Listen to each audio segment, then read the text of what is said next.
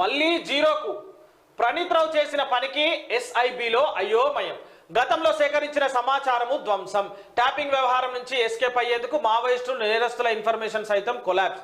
Police బలిదానాలు, 100 కోట్ల ఖర్చు బుగ్గిపాలు. అయ్య కొడుక. ఫ్లాటర్స్ ఉంటేనే హార్డ్ డిస్కులు రీట్రీవ్ కు కొంత ఛాన్స్.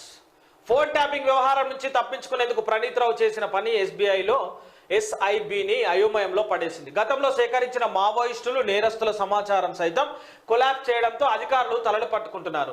ఇందుకోసం ఖర్చు చేసిన 100 కోట్లు పోలీసుల బలిదానాలు బుగ్గిపాలయ్యాయని అధికారులు ఆవేదన చెందుతున్నట్లు సమాచారం. అత్యంత కీలక సమాచారం ధ్వంసం కావడంతో ఎస్ఐబి వింగ్ ఇప్పుడు జీరోకు వచ్చినట్లయింది. ప్రస్తుతం రాష్ట్ర భద్రత కోసం ఏ సమాచారం ఆధారంగా ముందుకు వెళ్లాలనే సందేహం అధికారుల్లో నెలకొంది.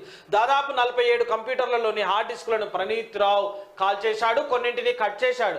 వాటన్నిటిని సేకరించి అధికారులు వాటి నుంచి తిరిగి సమాచారం రాబట్టాలని ప్రయత్నిస్తున్నారు.